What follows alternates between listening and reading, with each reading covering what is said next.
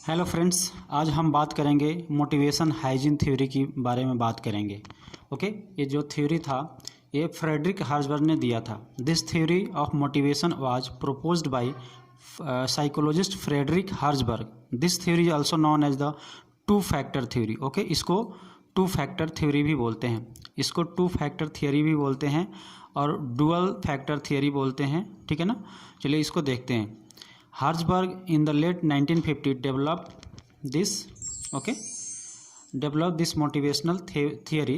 For this purpose, he conducted a study and interviewed around 200 engineers and accountants in the Pittsburgh area and asked them to think of a time where they felt particularly good at their job and the time when they felt exceptionally bad.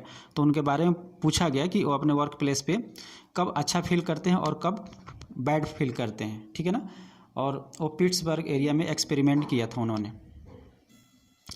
Okay, and then to decide and then to describe condition which led to such feelings. Okay, from this experiment he conducted two factors. तो उन्होंने जो experiment किया उसके बाद में उन्होंने two factor theory दिया। The factor identified by him were categorise into two parts. Okay, उसी की बात कर रहा है। First was that motivational factor and hygiene. Okay, first was motivational factor and second was hygiene. और हाइजीन को maintenance factor भी बोलते हैं, हाइजीन और maintenance factor. These two factors are elaborated. अब इसको हम देखिए वन बाई वन देखते हैं। ठीक है ना, अब देखिए इसको थोड़ा सा ध्यान से देखिए। ठीक है ना, इसको थोड़ा सा ध्यान से देखिए। पहला है हाइजीन मेंटेनेंस और दूसरा है मोटिवेटर्स। ओके, तो हाइजीन मेंटेनेंस में क्या है, इसमें आता है कंपनी का पॉलिसी और एडमिनिस्ट्रेशन आता है, सुपरविजन आता है, इंटरपर्सनल रिलेशंस आते हैं, वर्किंग कंडीशंस आते हैं, सैलरी आता है, स्टेटस आता है, सिक्योरिटी आता है। ओके, मोटिवेटर्स में आता है achievement, recognition, work itself, responsibility, advancement, growth. अब चलिए इसको हम देखते हैं आगे ये है क्या एक्चुअली। देखिए जो हाइजीन नीड्स है ना, ये फिजिकल एंड साइकोलॉजिकल कंटेक्स्ट है। ठीक है ना, are related to the physical और psychological context of the work. ठीक है ना, जैसे आप जहाँ पे भी काम करते हैं वहाँ का वर्क इन्वायरमेंट कैसा है, वहाँ का पे एंड पर्स कैसा है, जॉब सिक्योरिटी कैसा है, वर्क इन्वायरमेंट कैसा है, कंफर्टेबल है कि नहीं। ठीक है ना, वहाँ पे सुविधाएं कैसी है। तो ये सारी चीज़ें हाइजीन नीड्स है ना, मेंटेनेंस नीड्स में आते हैं। ठीक है ना, ये जो चीज़ें हैं ना, ये आदमी को मोटिवेट नहीं करता है काम करने के लिए। हाँ, लेकिन अगर ये सब चीज़ें अगर वहाँ पे नहीं होगा तो आप डीमोटिवेट हो जाओगे। कहने का मतलब कि आप जहाँ पे काम कर रहे हो वर्किंग कंडीशन अच्छा नहीं होगा, कंफर्टेबल नहीं होगा, तो you will be demotivated. But उसके रहने से आप मोटिवेटेड नहीं होते हो, वो इसलिए इसको बोलते हैं मेंटेनेंस। ये मेंटेनेंस फैक्टर है। तो इस चीज़ को ध्यान में रखना है कि मेंटेनेंस फैक्टर या हाइजीन फैक्टर इसको रखा क्यों गया है ये नाम। ठीक है ना, उसी को देखते हैं।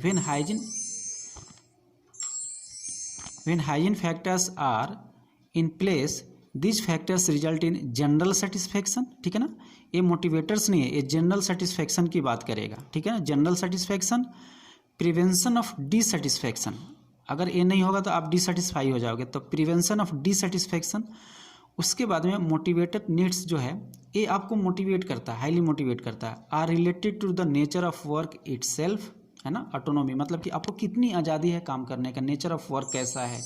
ठीक है ना, रिस्पॉन्सिबिलिटी, इंटरेस्टिंग वर्क। अगर देखिए आपको कोई इंटरेस्टिंग वर्क मिलता है तो कोई भी आदमी और भी मतलब जोश के साथ साथ काम करता है, जोश हाई होता है ना।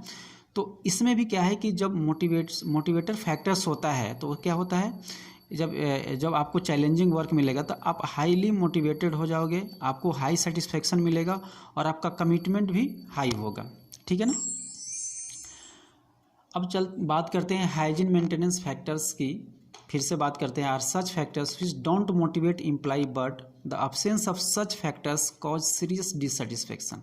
अभी हम बात की है कि जो हाइजीन मेंटेनेंस फैक्टर है इसका नाम इसलिए है कि ये जो फैक्टर्स होता है, मतलब कि आप जहाँ काम करते हो अगर वहाँ पे वर्क इन्वायरमेंट अच्छा है ना, तो फिर आप जो है ना, अगर वो चीज़ें नहीं रहेगा तो आप डिससेटिस्फाई हो जाओगे, लेकिन अगर वो है तो आप मोटिवेट नहीं होगे as per this theory.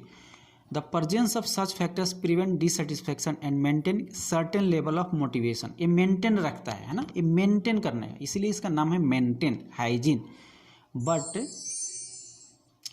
Any reduction bring down the level of performance. Okay, इसलिए इसको हाइजीन मेंटेनेंस फैक्टर कहते हैं। अब देखिए, अगर प्रेजेंट है तो क्या होगा, अब्सेंट है तो क्या होगा। Prevent dissatisfaction and maintain certain level of satisfaction, अगर प्रेजेंट है तो, अगर अब्सेंट है तो कॉज डिससेटिस्फैक्शन। ओके, उसके बाद में मोटिवेशनल फैक्टर्स क्या है, ये क्या है कि create motivating situation but absence of it does not cause dissatisfaction. अब देखिए, जो मोटिवेशनल फैक्टर है, जैसे मान लो कि आपके पास चैलेंजिंग जॉब है तो आपको हाईली मोटिवेट करेगा, लेकिन अगर चैलेंजिंग जॉब नहीं आता है तो इसका मतलब ये थोड़ी है कि आप डिससेटिस्फाई हो जाओगे, तो ये आपको डिससेटिस्फाई नहीं करता है, लेकिन अगर है प्रेजेंट तो आपको हाईली मोटिवेट करेगा। सच एज अचीवमेंट रिकॉग्निशन, जो आपको चैलेंजिंग जॉब है, क्या क्या है, achievement, recognition, advancement, work itself. आप अचीव क्या करते हैं, आपको रिकॉग्निशन वहाँ है कि नहीं, वहाँ पे आपकी पूछ है कि नहीं, आपकी मतलब ईगो नीड्स वहाँ पे फुलफिल हो रही कि नहीं, एडवांसमेंट है, वर्क इटसेल्फ है, possibility of growth and responsibility. तो ये सारी चीज़ें आई थिंक आप समझ गए होंगे कि है क्या है ये थ्योरी। ठीक है ना, तो चलिए, thanks for watching this channel, thanks, please like and subscribe.